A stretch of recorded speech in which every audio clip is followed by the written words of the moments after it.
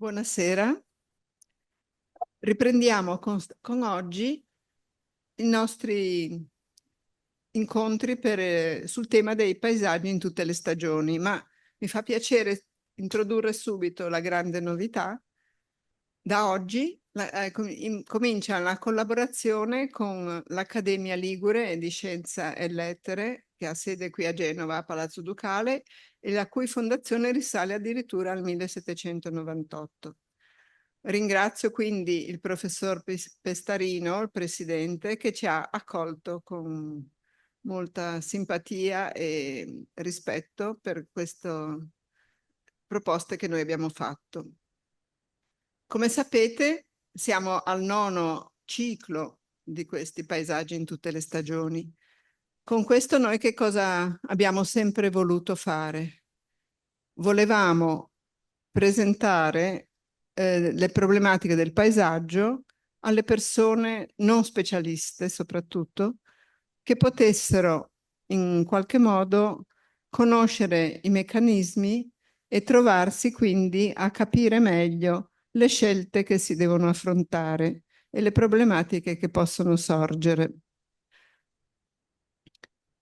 Dopo aver affrontato questi aspetti, negli ultimi anni abbiamo aperto una nuova serie che si chiama Paesaggi identitari, ossia nella congerie di bellezze di paesaggistiche che esistono in Italia, a zig-zag, in ogni serie di conferenze, affrontiamo dei temi in diverse regioni, perché ci piace che tutti gli italiani, i cittadini italiani possano seguire queste nostre conferenze, si sentano più coinvolti e nello stesso tempo gli altri vengano a conoscenza di zone che magari di cui non sapevano l'esistenza per scoprirle.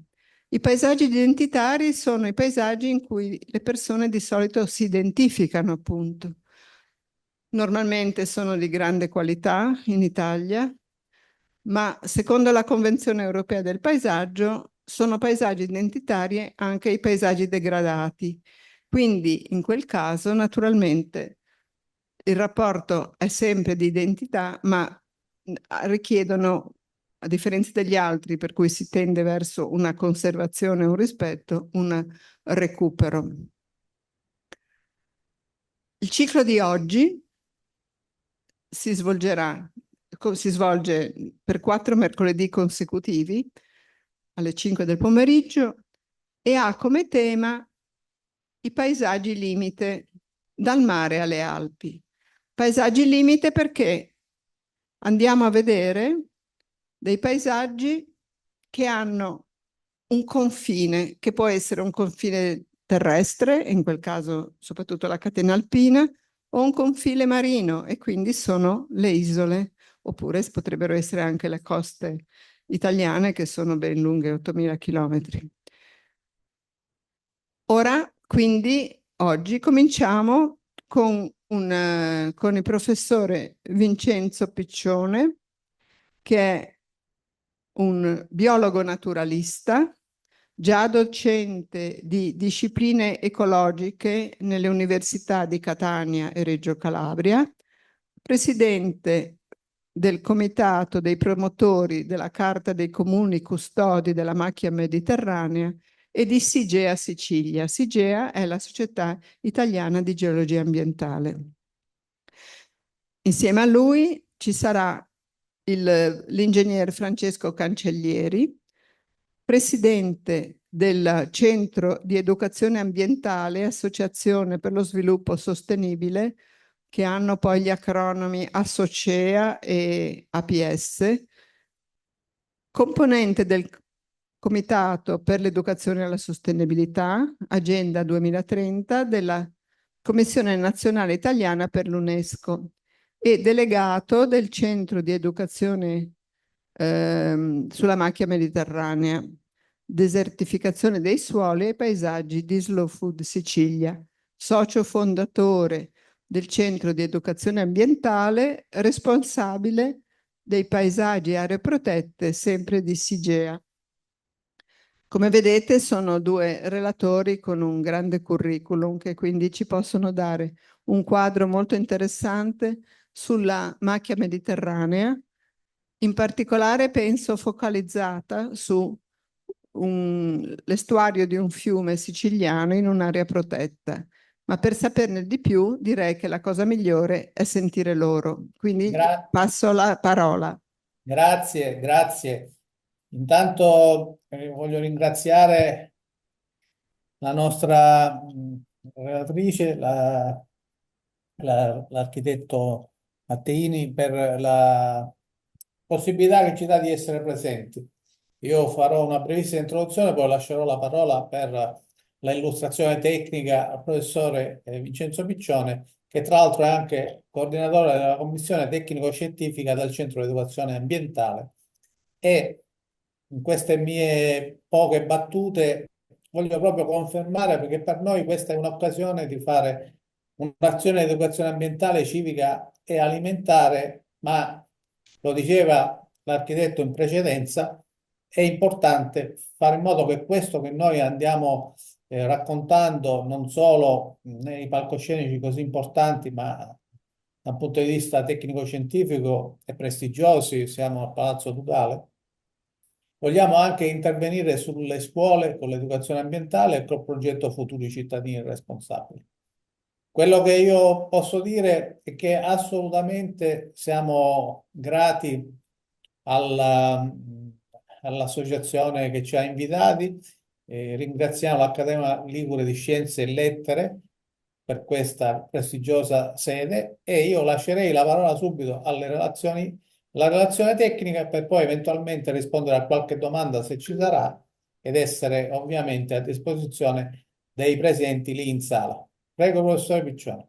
Bene, buonasera, saluto i presenti, gli intervenuti e quanti ci stanno seguendo. Un grazie sentito anche da parte mia per questo invito a dare il nostro contributo, che è un viaggio, una navigazione delle esperienze che ha vissuto soprattutto questi ultimi 10 anni l'Assocea Messina, che ci ha visto protagonisti e che ha dato vita soprattutto a questa grande operazione di essere promotore dei comuni custodi della macchia mediterranea, ma questo ora lo coglieremo con le prossime slide,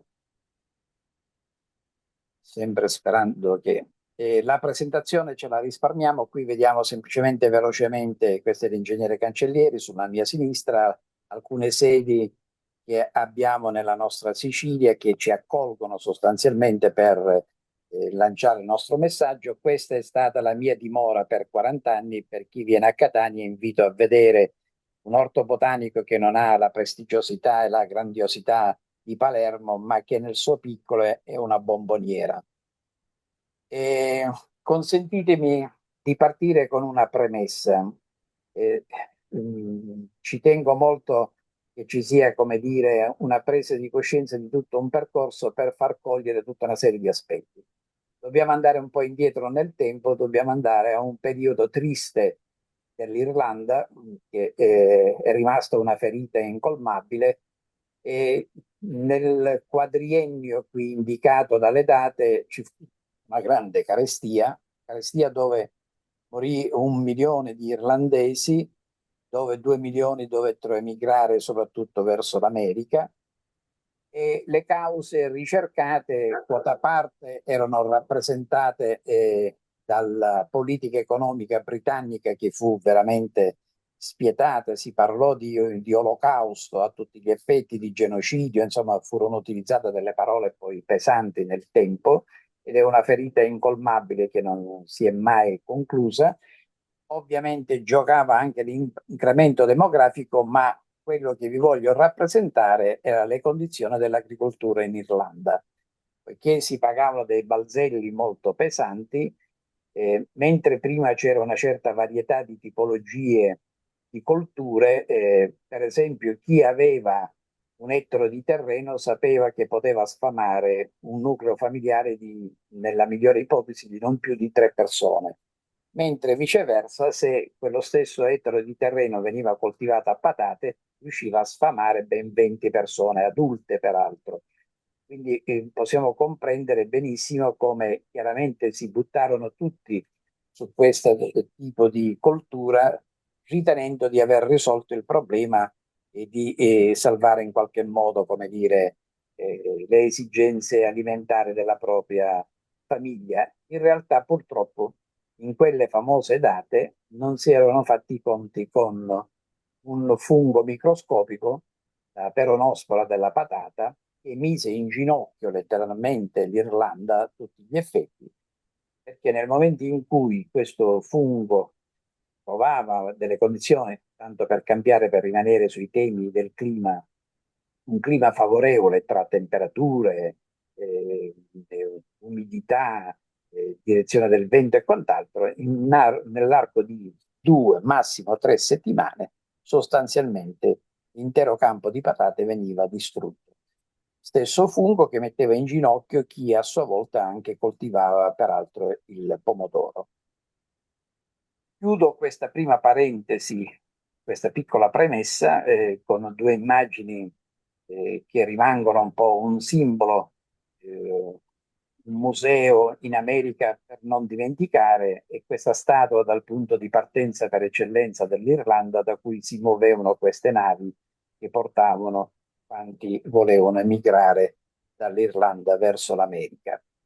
Ovviamente a quella data nessuno conosceva la parola biodiversità, solo nel 1986 venne coniata, quindi in fondo il concetto di biodiversità era insito, anche se non chiamato biodiversità, negli studi scientifici, ma dobbiamo a Wilson, che era un etologo, era uno zoologo, che famoso nel suo libro di studio sul comportamento delle formiche, passato alla storia sostanzialmente, e fu lui a coniare il termine biodiversità.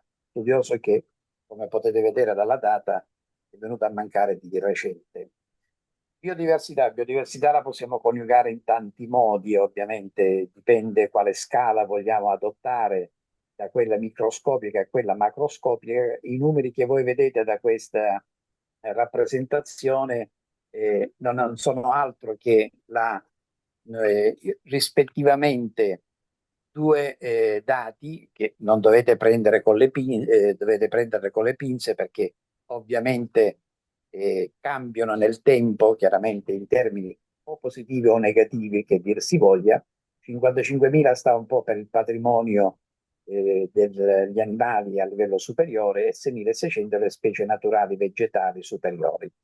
Questi due numeri fanno sì che l'Italia, dovuta a questa informazione particolarissima che ci ha reso famosi in tutto il mondo, sostanzialmente questo stivale, abbiamo il patrimonio macroscopico, sia faunistico che floristico, più importante d'Europa. E se vi invito, ovviamente questa condizione è stata sposata da enti a livello internazionale importanti. Se noi prendiamo l'Organizzazione di Slow Food a livello internazionale, ne ha fatto, come dire, una scelta di vita sostanzialmente. E questa edizione che voi leggete, Se la biodiversità vive, vive il pianeta, è la dizione che potete digitare su YouTube per vedere un video veramente ben fatto, piacevole, gradevole e interessante in merito. L'Unione Europea è impegnata su questa scommessa. Da qui al 2030 ci si prefigge di raggiungere l'obiettivo del 30% delle aree protette, sia terrestri che marine.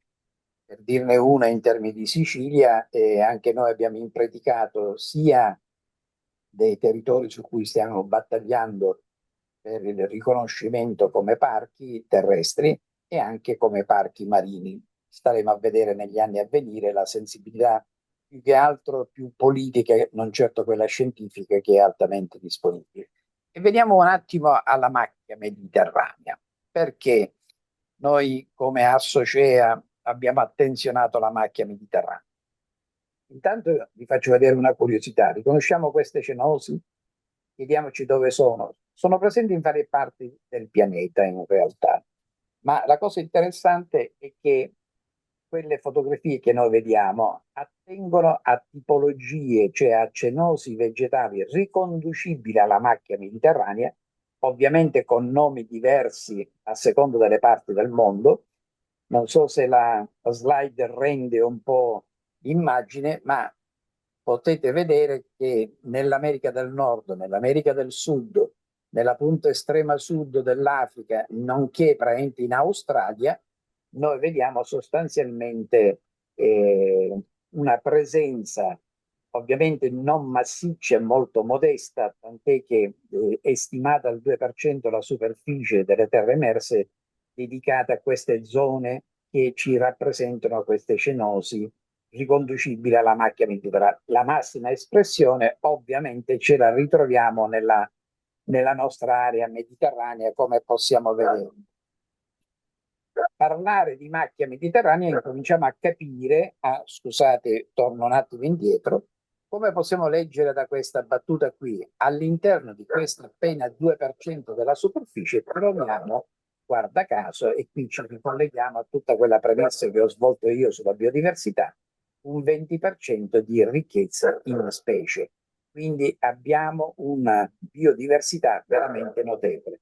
Quella famosa contrapposizione, anche se in natura artificiale, ovviamente squisitamente antropica, dell'Irlanda che mise in ginocchio nel momento in cui tutti scelsero di dedicarsi a piantare patate, convinti di risolvere il problema, e in realtà non andò così. Capitale naturale è un termine traslato dall'economia che è apparso sulla scena appena dal 2017, nel momento in cui a livello ministeriale centrale a Roma è stato, come dire, attivato un comitato per il capitale naturale con rappresentanti di varie istituzioni estremamente importanti e soprattutto con la produzione di rapporti sullo stato del capitale naturale in Italia. Partito nel 2017, inizialmente ogni anno, poi un po' a saltare, poi l'interruzione un po' del Covid, siamo arrivati sostanzialmente, diciamo, ad oggi.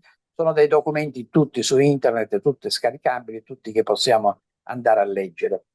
Dietro questa operazione c'è qualcosa di spettacolare e di grandioso che l'Unione Europea ci ha regalato per le cose buone che l'Unione Europea appunto ha realizzato, ed è la rete Natura 2000, una rete di aree importanti che attraverso soprattutto quegli enti di ricerca, soprattutto il mondo accademico, sono state codificate, sono state che possono andare quota parte in sovrapposizione già ad ambienti protetti, vedesi parchi, vedesi riserve e quant'altro, ma anche altre aree che non erano state contemplate per l'occasione, per creare questa rete naturale importantissima dove la strategia innovativa rispetto alla mummificazione dei parchi, delle riserve, dove leggiamo sempre la parola divieto, qui invece c'è un concetto nuovo, cioè di presa di coscienza che l'uomo vive all'interno di queste realtà e quindi deve essere portato un processo di sensibilizzazione, di cultura in quanto tale, e la realizzazione potenzialmente sempre possibile a condizione che si passi attraverso una valutazione di incidenza ambientale redatta da addetti ai lavori che ci dice i modi e i termini per intervenire, se questo è possibile, e i modi in quanto tali. Oggi noi sentiamo ripetutamente parlare di superficie forestale italiana come dire, della quale si sente la necessità di riappropriarci. Una volta tanto non siamo gli ultimi, la Sicilia, siamo i penultimi per carità, quindi facciamo magra figura insieme alla Puglia e insieme roviniamo un po', come dire, quella media quasi del 40% che vediamo sull'ultima rappresentazione sull'estrema destra, quel cilindretto di colore rosso sul quale c'è molto da riflettere. Ora, noi stiamo uscendo da un periodo tristissimo della vicenda del Covid che tutto d'un tratto ha portato alla ribalta l'importanza del verde. Siamo stati privati, come dire, del verde per quasi 2 anni, chi più chi meno, frente, e quindi c'è stata una rivalutazione e sono nati dei concetti totalmente nuovi, frente, sul fruire, frente, del verde in un'ottica salutistica, in un'ottica di benessere. Potrei dire banalmente, siamo disposti a vivere in questi ambienti. Queste fotografie che noi vediamo sono, ahimè, fotografie che prese dalla nostra regione, dalla Sicilia. Non siamo su zone predesertiche africane e quant'altro, siamo nel pieno centro della Sicilia, dove i calanchi si stanno diffondendo, dove la vegetazione diventa rada, con tutti i problemi connessi, ma su questo ci ritorneremo. Certo, preferiremmo vivere in questi ambienti. Chi ha buon occhio sta riconoscendo nella fotogrande superiore la bellissima Isola Bella sotto Taormina e altri luoghi fantastici, questa centrale, per esempio, la Cava Grande del Cassibile, una zona che sembra una perla di tutt'altra terra che non sia la Sicilia. Per cui oggi si sente parlare molto di ambiente e salute, di benessere e quant'altro, e consentitemi anche qui di rendere sempre leggero il mio intervento, quindi spero piacevole per chi ci segue. Vi partecipo a questo raccontino vero, infatti leggiamo una data, leggiamo un giorno, leggiamo una località che è Washington, dobbiamo andare sottoterra, dobbiamo andare a una fermata all'Enfant Plaza di Washington, siamo sulla metropolitana, e in questa metropolitana c'è un ragazzotto che suona un violino e che ovviamente, come era prevedibile, è un esperimento ben preciso voluto dal Washington Magazine per esplorare che cosa, lo vedremo fra poco. La gente va di fretta, difficilmente si fermano, furono notati perché ci fu un monitoraggio. Vi comunico che chi fosse interessato esiste su YouTube persino anche un video in tal senso. Soltanto 7 persone si fermarono per qualche secondo ad ascoltare, sostanzialmente. Il personaggio, questo ragazzotto col violino, eseguì per 42 minuti, mica brani banali, brani di Bach, di Schubert, di Massenet, insomma, importanti, e in 42 minuti racimolò appena $32, appena. Ebbene, nessuno scoprì chi era, ma era il mitico Joshua Bell, che è considerato uno dei migliori violinisti al mondo attuali, e come se non bastasse, dico, suonava lì proprio nel metro uno Stradivarius del valore straordinario di 3 milioni e mezzo come stima di dollari, e pensare che 3 giorni prima nel Tempio della Musica a Boston aveva eseguito un concerto famosissimo, praticamente molto applaudito, dove il prezzo d'ingresso minimo era di $100 sostanzialmente. Cosa ci dice tutto ciò? Ci dice sostanzialmente che era prevedibile, ma l'analisi aveva una sua finalità, che nel momento in cui vogliamo stare bene dobbiamo stare nell'ambiente più idoneo, cioè se io voglio sentire un'opera lirica o un concerto e quant'altro, io mi devo recare in un luogo idoneo, prendi in una sala da concerto o in un teatro lirico adatto appunto a godere. Quindi il benessere si persegue di ognuno di noi nell'ambiente più idoneo, ma purtroppo non è così, perché qui c'è una battuta persino anche del nostro attuale Papa, quando dice che non può star bene un cittadino in una terra malata sostanzialmente. Quindi quando noi operiamo, e qui ritorna forte la strategia dell'Assocea Messina, che ovviamente ha fatto un investimento ben preciso e che muove da un principio ben preciso. Ricordo quando leggevo che se vuoi fare una programmazione nobile a un anno, ovviamente punta a piantare, come dire, il frumento perché ne hai una necessità. Se hai davanti un respiro decennale in un'ottica del bene, come dire, per il pianeta, per la grande casa che ti ospita, punta a piantare degli alberi, ma se punti persino a un respiro secolare di 100 anni, punta soprattutto a diffondere una cultura dell'ambiente, e questa è la scommessa. Tra l'altro ci piace questa cosa secolare perché lo vediamo anche come un augurio che vorremmo vivere a lungo praticamente su questa terra per poter portare avanti queste strategie. Macro sfide, queste sono le macro sfide pesantemente siciliane su cui noi proprio l'impegno di Assocea insieme a tanti attori all'intorno, perché abbiamo dei rapporti ufficiali con tutte le università della Sicilia, con istituti importanti non solo pubblici ma anche privati, E qui ricordo anche l'IRSAT che ci segue sui temi della desertificazione, per la quale siamo anche impegnati, e vi vorrei far vedere velocissimamente alcune cose ben precise. Noi in Sicilia, so che in questo momento faccio i migliori auguri che nel brutto tempo che state vivendo in atto praticamente non si traduca con cose drammatiche che coinvolgono la vita umana, chiaramente, che non ci auguriamo mai. Vi vorrei far vedere velocissimamente, a parità di sempre lo stesso periodo, dal 21 al 2000, ma vi assicuro che noi stiamo aggiornando i database e i percorsi sono, ahimè, confermati. Precipitazione, guardate, in 80 anni ci siamo giocati il 27% delle precipitazioni in Sicilia, mediamente di tutta la regione. Le temperature sono aumentate di 1,5 gradi, temperature medie, attenzione, e l'aridità, come vedete dai due grafici in basso, sostanzialmente sono più gli anni che si muovono nell'arido, ma quasi tutti sul semiarido, e la durata, peraltro in mesi aridi, ormai marcia sui 6-7 mesi. Vi vorrei far notare che il problema delle crisi climatiche ce lo siamo dimenticato sulla dimensione storica. Quando noi pensiamo alla comunità vichinga e alla civiltà maya, che erano delle civiltà straordinarie, importantissime, incredibili, si sono collassati per problemi di crisi climatica. Nel caso specifico, Groenlandia, civiltà maya e quant'altro, proprio la siccità ha rappresentato il grande dramma. E per chi si vuole documentare, c'è un libro bellissimo che Einaudi ha tradotto anche per l'Italia, del grande Diamond, che è geografo, storico e quant'altro, un grande studioso.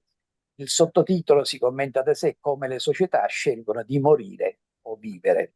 È una bella domanda che dovremmo incominciare a porci anche noi nel 2024. La crisi climatica, e la chiamo crisi climatica, e approfitto della sala per sottolineare che spesso tutti quanti parliamo di cambiamento climatico, siamo dentro un cambiamento climatico sulla scala geologica. Quello che invece stiamo vivendo è una crisi climatica all'interno del cambiamento climatico. Ve lo dice uno che studia da 40 anni queste problematiche. La crisi climatica è una componente importantissima della desertificazione, che è stata trattata, come dire, in maniera marginale in Italia perché non c'è una cultura di ricerca su questi temi, se ne sono interessate soltanto il sistema agenziale delle ARPA, delle Agenzie Regionali di Protezione dell'Ambiente, a seguito di finanziamento europeo Interreg. Nel 2015, in occasione dell'Expo Milano, guarda caso sui temi alimentari e quant'altro, proprio il 26 agosto ci fu una giornata proprio dedicata, furono dati i numeri non solo sulla dimensione planetaria, data la natura ovviamente del convegno che trascendeva l'Italia, ma anche i numeri della nostra Italia, come possiamo vedere da quest'altro slide, dove, ahimè, tristemente i primi della classe, ma in negativo, siamo noi in Sicilia. E non sto qui a descrivere nei dettagli questa parte, perché vi potrei dire che qui è una semplificazione degli elementi che concorrono a definire la desertificazione, che ci tengo a sottolineare è perdita di fertilità e degrado dei suoli, da non confondere con l'avanzata dei deserti, e quella è una desertizzazione nel distinguo terminologico nostro italiano. Sono stati fatti alcuni modelli, uno dei quelli che ha avuto più successo è il Medalus, che ha avuto, come dire, un riconoscimento maggiore, supportato anche da finanziamenti e quant'altro, che definisce, individua nel suo processo, muovendo da 15 strati tematici, sostanzialmente 4 classi, che va dalla condizione non affetta senza problemi di rischio desertificazione ad aree potenziali, dove chiaramente l'ingresso di un elemento apre al problema del rischio desertificazione, per poi entrare nelle 2 classi più importanti, le aree fragili e le aree critiche, che, come possiamo vedere, il modello li distingue in sottoclassi. Pensare di trovarsi in critico 3, ovviamente c'è da preoccuparsi alquanto, perché chiaramente è un numero un valore, una condizione estremamente importante, perché un ulteriore elemento ci porterebbe a un livello, come dire, di non ritorno di quel dato territorio. Qui vediamo una rappresentazione di ultima produzione, siamo nell'anno 2020.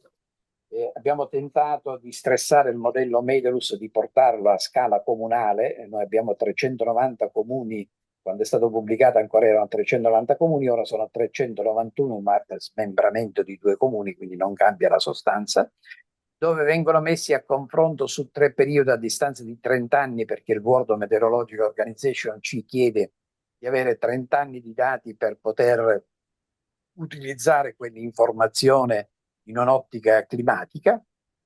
Ma poi soprattutto nella quarta pagina, quindi con 4 pagine, caratterizziamo un singolo, come dire, sostanzialmente ambiente, come possiamo vedere, e quindi riusciamo, come dire, a monitorare quasi la febbre del territorio, come si può vedere un po' dalla rappresentazione. Desertificazione e l'anticamera della perdita di biodiversità. Ritorniamo ai temi che abbiamo lasciato. La biodiversità la risolviamo con piantare alberi. Su questo noi abbiamo un'idea un po' diversa. È chiaro che riconosciamo anche che su certi ambienti bisogna intervenire in un altro modo. Qui per esempio siamo in Asia, è in corso una grande strategia, una delle più grandi strategie, unitamente anche a 11 stati africani che stanno lavorando a delle muraglie verdi per rallentare l'avanzata, in questo caso dei deserti. Mi verrebbe di pensare che a 50 km di distanza da Pechino abbiamo i segni chiaramente dell'avanzata del deserto, nel caso specifico ovviamente di quelle terre. E vi vorrei far vedere, a conforto chiaramente dell'importanza di intervenire in termini, come dire, di rimboschimento, un ragionamento che noi abbiamo sviluppato strettamente nella nostra Sicilia. Sono tutte premesse che giocano verso la strategia della macchia mediterranea, che è il fulcro della nostra strategia. E come si può vedere in questa prima rappresentazione, dato un anno zero, l'anno 2000, abbiamo analizzato quei territori dove, ahimè, rispetto al passato abbiamo perso le aree boschive, quindi le aree boschive si sono ridotte. In queste aree boschive che si sono ridotte, quindi con formazione vegetale chiaramente decisamente degradate rispetto a una formazione arborea, il rischio di desertificazione è elevato, perché solo il 34,3% è non minacciato. Se viceversa andiamo in quei territori esattamente al contrario, dove non c'erano i boschi, e da lì al 2000, alla data clou, abbiamo avuto un recupero dei boschi. Per esempio, la seconda metà del secolo scorso in Sicilia abbiamo avuto dei rimboschimenti importanti, soprattutto, come si può vedere, sulla dorsale appenninica siciliana. Vediamo subito che il rischio di desertificazione si dimezza. La condizione non minacciata, da quel 34% che avevamo visto, sale al non minacciato 62% arrotondando. Ma andiamo al miracolo. Ne vale la pena custodire un bosco? Direi decisamente di sì, perché le aree boschive che si sono conservate invariate in un respiro secolare, chiaramente diventano aree che non conoscono il rischio di desertificazione. E arriviamo al consumo di suolo, che mi limito con questa immagine, perché in Sicilia il problema l'abbiamo un po' più ridimensionato, tranne ovviamente le maggiori, come dire, aree urbane tipo Palermo, Catania, quota parte Messina anche. Non abbiamo i problemi di Roma, di Milano, quindi il consumo di suolo viene molto ben monitorato, e invito, per chi non conosce, di fare una navigazione dentro l'Eco Atlante di recente presentazione su internet, estremamente interessante, a cura dell'ISPRA. Come vedete, già la data 2023 è indicativo come tutto ciò è un fatto recente. E arriviamo al cuore della nostra chiacchierata: custodi. Perché questo termine?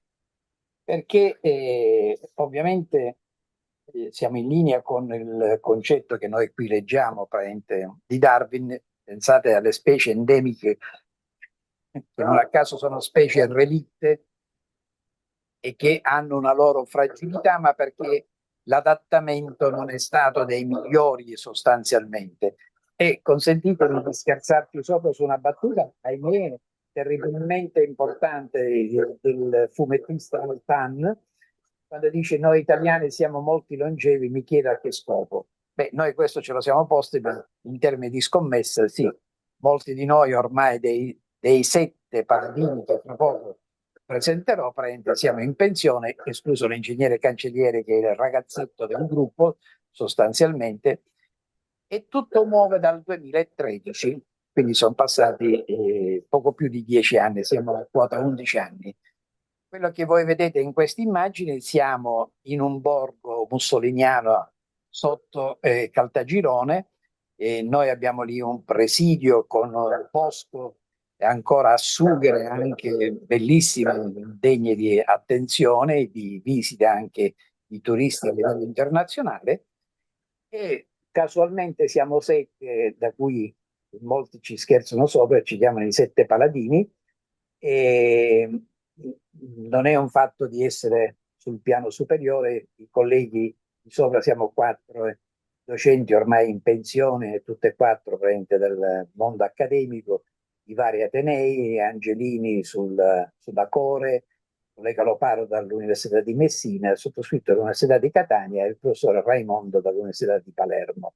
Sotto abbiamo l'ingegnere Cancellieri che avete conosciuto poco fa, nel momento in cui ha portato i saluti, ovviamente ringraziamenti per questo invito, il professore Carella che presiede un altro centro che con noi collabora e che vedete in ogni slide qui a Valle Ramarro Sicilia, con più sedi presenti pure in Sicilia, e il dottore Scuto che viene dai beni culturali, era un sovrintendente che ben conosce la terra di Sicilia perché ha lavorato su più piazze e quindi chiaramente è un elemento prezioso per alcune problematiche.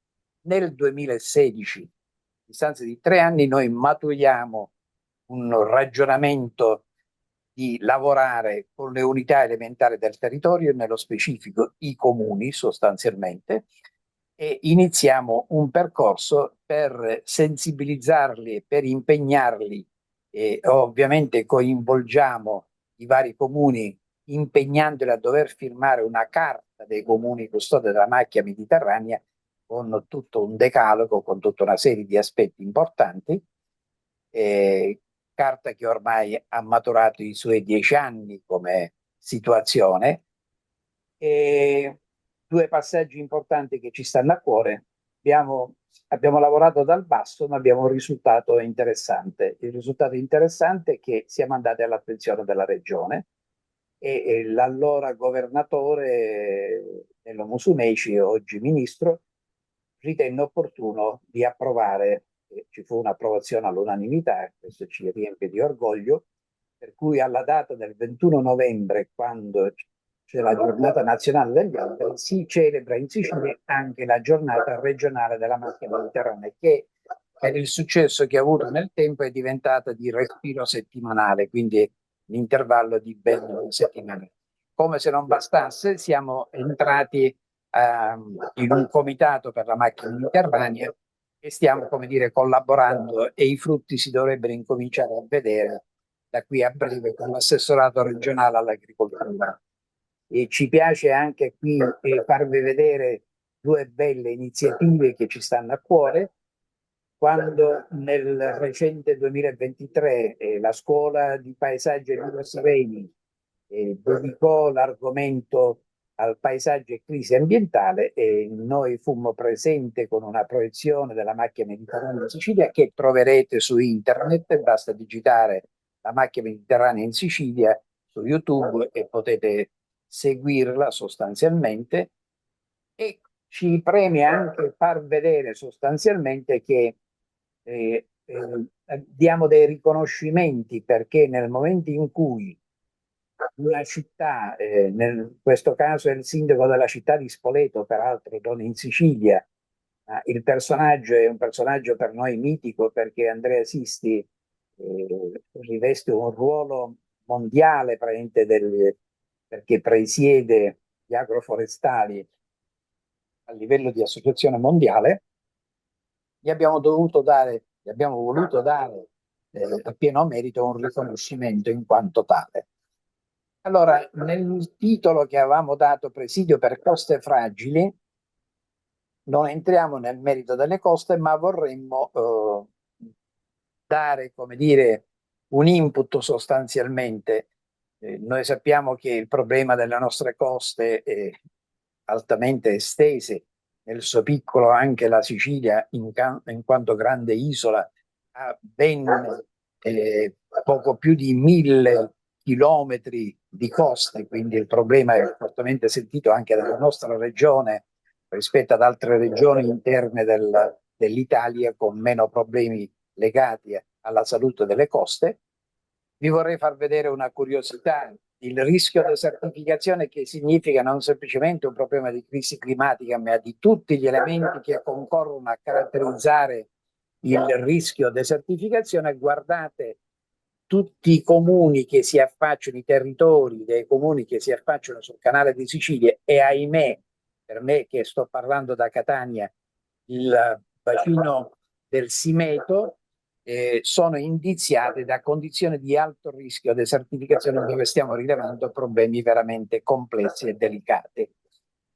E qui vi facciamo vedere una cosa importante: la nostra iniziativa della Carta dei Comuni Custodi della Macchia Mediterranea ha fatto nascere un orientamento e ha fatto nascere una carta corrispondente dei comuni custodi delle dune costiere mediterranee, perché il percorso che noi stiamo portando avanti può essere perfettamente ripetuto in qualche modo e adottato anche per proteggere questa zona di interfaccia terra-mare estremamente delicata.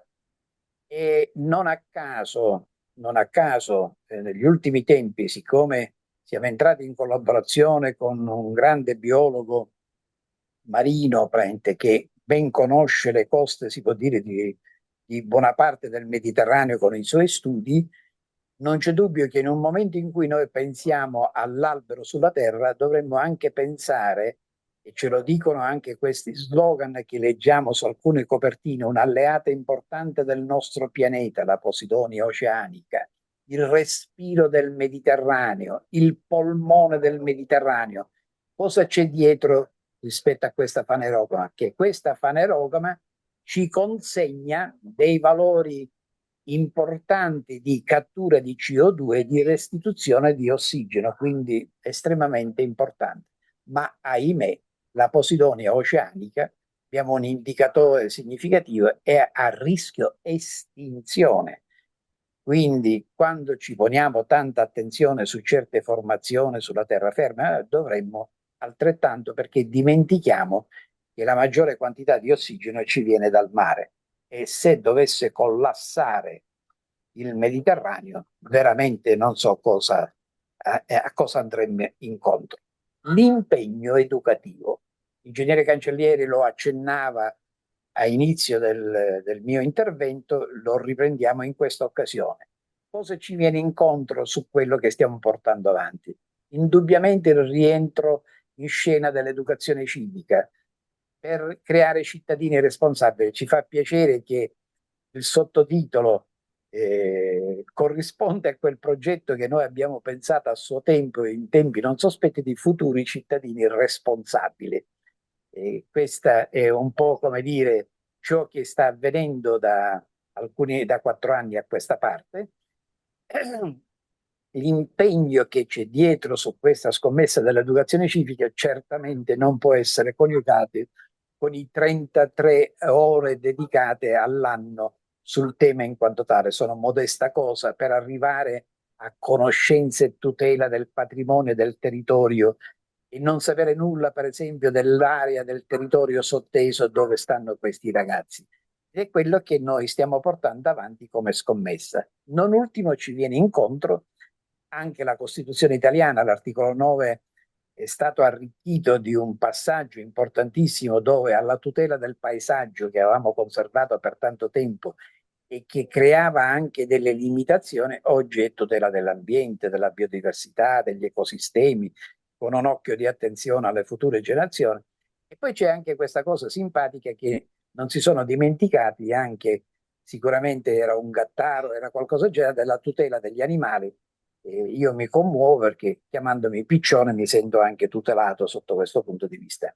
Sui rapporti dello Stato del capitano naturale, anche questa è una scommessa recente, come abbiamo visto, ci viene incontro anche quello che si vuole perseguire con gli obiettivi, i famosi 17 goal, lo sviluppo sostenibile. Mi piace questa rappresentazione che è meno usuale, ma secondo me è molto più interessante, che fa vedere come si distribuisce la componente ambientale rispetto a quella sociale e a quella economica. Come potete vedere, qualunque evento ambientale trova dei forti riscontri sul tema sociale e sul tema economico, quindi interessantissimo questo aspetto. E andiamo alla parte più o meno conclusiva della mia chiacchierata: futuri cittadini responsabili. È un cammino educativo che ha una sua paternità storica iniziale, dettata da un altro progetto che aveva un acronimo: Sana, Salute, Alimentazione, Natura e Ambiente, che sviluppammo nel bacino del fiume Alcantara, il secondo fiume per importanza in Sicilia dopo il Simeto. Tutte le scuole del bacino furono coinvolte in questo progetto che andò all'attenzione dell'UNESCO. Forti di questa esperienza ci siamo lanciati su un progetto innovativo dove i relatori sono ricercatori ufficiali, non mediamo con figure semplicemente sensibili ai problemi ambientali, perché vogliamo che a una realtà tristissima dove spesso la qualità del dato viene meno, invece si deve puntare a una qualità del dato, perché avviciniamo i ragazzi a un principio ben preciso, che è quello, come dire, di muovere da dati validi, da dati attendibili, da cui discende ovviamente conoscenza, da cui discende consapevolezza, da cui discende poi la capacità di assumere responsabilità civili e ambientali attraverso un percorso che è quello che qui è rappresentato. E qui sulla destra vedete una copertina praticamente, e vi voglio fare vedere alcune curiosità di cui ne siamo orgogliosi. Abbiamo creato una bacheca elettronica, quella che voi vedete qui in maniera statica è una bacheca che si arricchisce, quindi come dire sulla destra si aggiungono, l'immagine qui è riduttiva, noi abbiamo ben più colonne sostanzialmente che si aggiungono anno dopo anno, e ogni modulo che si aggiunge oltretutto ci porta delle belle soddisfazioni in termini di risultati. Vi dicevo, ognuna di queste colonne sostanzialmente è o una tematica assoluta importante che si è aggiunta come patrimonio, oppure sostanzialmente è un qualcosa che entra in gioco opportunamente. Ci tengo a farvi vedere questa immagine perché noi, per esempio, il primo anno abbiamo ritenuto opportuno di chiuderlo nella cittadina di Corleone. Lascio alla sensibilità di chi ci sta ascoltando cosa significa Corleone, che ci porta alla memoria del padrino, perché ai ragazzi diamo anche, in forza dell'educazione civica, anche un messaggio, come dire, di giustizia, di legalità. E il problema fu talmente sentito che il governatore del momento, che guarda caso era sempre Dello Musumeci, ritenne opportuno di venire a Corleone con tante altre autorità anche ecclesiastiche e militari per portare il suo saluto. Quello che vedete sulla destra è un qualcosa che ci inorgoglisce, perché in ogni anno, da 4 anni a questa parte, ora siamo al 5º anno, speriamo di conservare questa simpatica tradizione, abbiamo sempre una segnalazione di eccellenza che non è un fatto locale, ma che è un premio nazionale Filippo Basile, che viene dato a tutte quelle realtà di, come dire, di strutture che si impegnano a promuovere iniziative come la nostra. Quest'anno si è aggiunto un altro motivo di grande successo e soddisfazione. Qui l'ingegnere Cancelliere è andato a recuperare il riconoscimento che ci è stato consegnato. Abbiamo vinto persino il premio nazionale Vivere a Spreco Zero, in quanto un modulo che avevamo aggiunto, pasta e fagioli con l'olio, quindi la dieta mediterranea ti fa bene. Anche su questo abbiamo portato avanti dei ragionamenti che hanno avuto un successo enorme, che stiamo coinvolgendo anche la protezione civile e quant'altro, e che sta andando a ruba. Questa iniziativa è molto sentita e molto apprezzata. Consentitemi di andare alla conclusione del mio intervento con una battuta. Qualcuno è disposto a distruggere questa opera d'arte? Che cos'è quest'opera? Penso che la stiate riconoscendo tutti: è la Resurrezione di Piero della Francesca. E perché vi sto rappresentando questo? Perché noi stiamo venendo da San Sepolcro. San Sepolcro, di recente abbiamo dato, per l'impegno che hanno deciso di portare avanti di adesione ai comuni custodi della macchia mediterranea, e vi voglio chiudere con una curiosità bellissima che sancisce come ci potrà salvare soltanto la cultura, la conoscenza.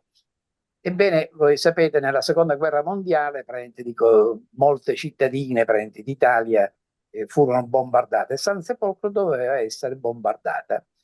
E questo signore che vedete sulla sinistra, il Capitan Clark, ebbe il merito di fermare e non consentire il bombardamento di San Sepolcro. Ma sapete perché? Perché aveva letto un libro famosissimo di Aldous Huxley, un autore britannico visionario, che aveva affermato che a San Sepolcro esiste l'opera più bella del mondo, che è la famosa Resurrezione, di cui abbiamo visto l'immagine, che non a caso è riportata anche nel simbolo della cittadina di comune di San Sepolcro, come potete vedere in alto sulla sinistra. Ebbene, San Sepolcro fu risparmiata dai bombardamenti perché un signore si era documentato, aveva letto di questa affermazione, è rimasto impressionato e ritenne opportuno di assumere questa presa di posizione ben precisa. Ora, al pari della Resurrezione, su cui non si discute, sulla bellezza stupenda di questa grande opera, per qualcuno considerata l'opera più bella che esiste al mondo, una chiave di lettura che ha dato Huxley, e qualunque sia il Dio che ognuno di noi ha, di certo la natura non è un posto da visitare, è casa nostra. Quindi dovremmo avere un atteggiamento come ce l'ha questo delizioso animaletto, che senza distruggere la pianta sta godendo dell'odore, del piacere di stringerla a sé. E chiudo con quest'ultima slide che ci invita a un impegno. I 7 paladini, ma non solo i 7 paladini, i comuni che stiamo coinvolgendo, e ci auguriamo di avere anche altri comuni, perché la macchia mediterranea è presente in varie parti della nostra terra d'Italia.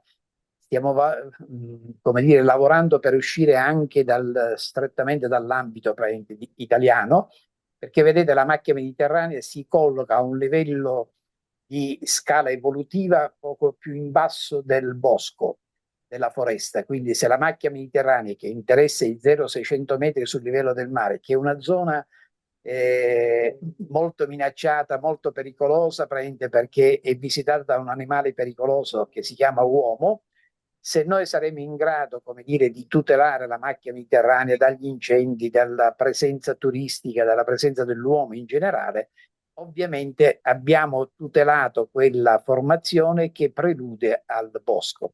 Se viceversa non saremo in grado, scendiamo a condizione di garriga o peggio ancora di steppa, che non ci auguriamo. E lasciamoci con questo messaggio. Noi l'abbiamo fatto proprio, ci auguriamo che il numero di persone, di comuni e quant'altro, non solo comuni, perché anche parchi e quant'altro stanno aderendo a questa nostra simpatica iniziativa, che è stata presa sul serio e che ci fa piacere portarla avanti. Noi lo facciamo in termini di volontariato. Chiudo con: sii tu il cambiamento che vuoi vedere nel mondo. Ce lo dice il grande Mahatma Gandhi, e mi auguro che tutti lo coniughiamo e diventiamo tutti operativi. Io ho concluso il mio intervento, grazie.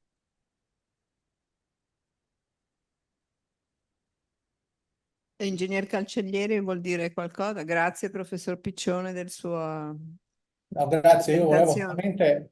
solamente confermare l'impegno, anzi lancio qui, visto che siamo nella prestigiosa sede del Palazzo Ducale di Genova, che anche la città di Imperia ha aderito alla Carta dei Comuni Custodi della Macchia Mediterranea. Volevo ringraziare il sindaco Scaiola l'assessore Ester D'Agostino della città di Imperia. Allora, ringrazio i relatori. Diciamo che la Macchia Mediterranea è un'associazione vegetale che si trova lungo le coste liguri in molte zone, su tutto il bacino del Mediterraneo, naturalmente come ha indicato il professore in Sicilia, ed è una macchia che identifica delle zone oggetto di presenza anche, non solo di devastazione dell'uomo, ma anche di frequentazione per i profumi che ci si possono sentire, per le piante che ci sono, per la resistenza che ha al vento del salmastro, e quindi è fondamentale che si conservi per mantenere l'integrità delle coste. Quindi concludendo questo incontro vi anticipo che mercoledì prossimo, sempre alle 17, ci sarà l'architetto paesaggista Enrica Campus che parlerà di alcuni bacini salmastri della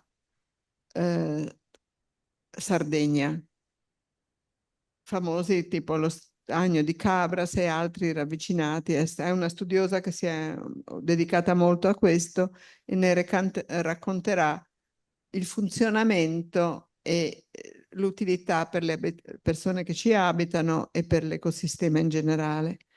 Quindi concludo per oggi e do appuntamento a mercoledì prossimo. Grazie ancora ai Grazie a relatori voi. e buona serata a tutti.